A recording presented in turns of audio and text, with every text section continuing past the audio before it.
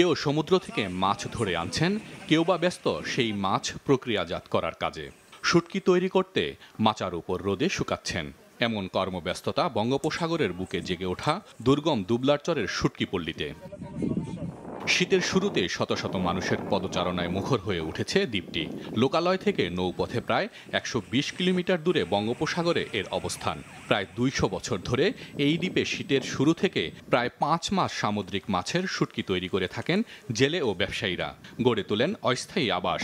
যে গণ গেছে এই গণে যে কায়দায় মাছ হয়েছে, এই কাজে যদি প্রকৃতি ভালো থাকে, তাহলে আমরা ধার দেনা শোধ করতে পারবো। লটকি, তারপরে মনে করেন যে পুঁটি মাছ, এরকম বিভিন্ন ধরনের মাছ আর কি শুকাই। অধিকাংশ মাছই শুকানো লাগে, আর কিছু কিছুগুলো ওভাবে আর কি কমপ্লিট প্লেট এগুলো টাটকা বিক্রি হয়ে যায়। ৮৫ প্রজাতির সামুদ্রিক মাছের শুটকি হয় দ্বীপে। কোনো প্রকার কীটনাশক ব্যবহার করা হয় না। বন বিভাগের তত্ত্বাবধানে নভেম্বর থেকে পরের বছরের ৩১ মার্চ পর্যন্ত শুটকি মৌসুমকে ঘিরে সেখানে কর্মসংস্থান হয় হাজারো মানুষের। গড়ে উঠেছে হাটবাজারও। আমাদের কোনো মেডিসিন ছাড়া আমাদের পয়জন মুক্ত শুটকি আমরা তৈরি করি। উৎপাদিত শুটকি ট্রলার ও কার্গো জাহাজে পৌঁছে যাবে ঢাকা, চট্টগ্রাম, খুলনা, বরিশাল সহ বিভিন্ন শহরে। দুবলার শুটকির ব্যাপক চাহিদা সারা দেশে। বসে মাছ শুকানোর মতো জায়গার খুব অভাব হয়ে পড়ছে। এখন একজন জেলের মধ্যে ২ জন জেলে আমাদেরকে ঢুকাতে হচ্ছে। গত বছর সরকারি রাজস্বের টার্গেট পূরণ করতে সক্ষম হয়েছি।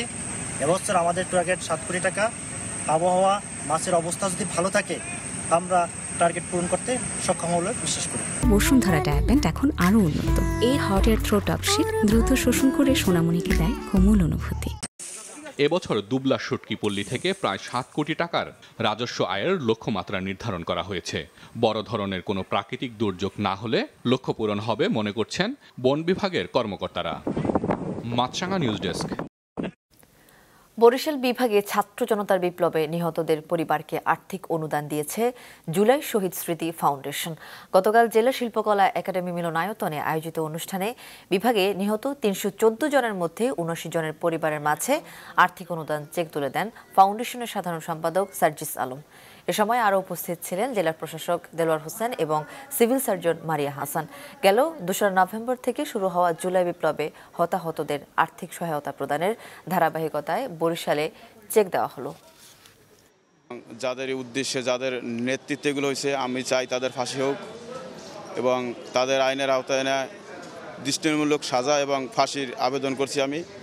আর আমার ভাই সে চলে গেছে, সে বুঝতেও পারে নাই বা দেখতেও পারে নাই যে আজকে দিনে দেশ স্বাধীন হয়েছে বা কিছু এরকম কিছু তার ভিতরে ছিল না এবং সে বুঝতেও পারে নাই। গুলি লাগার সাথে সাথে আমরা নিউরোসায়েন্সে নিয়ে গেছিলাম, তো ওখান থেকে ৯ তারিখে মারা গেছে। আর শহীদ জুলাই ফাউন্ডেশনকে অসংখ্য ধন্যবাদ জানাই, কারণ অতি শীঘ্রই আমার পাশে দাঁড়াইছে।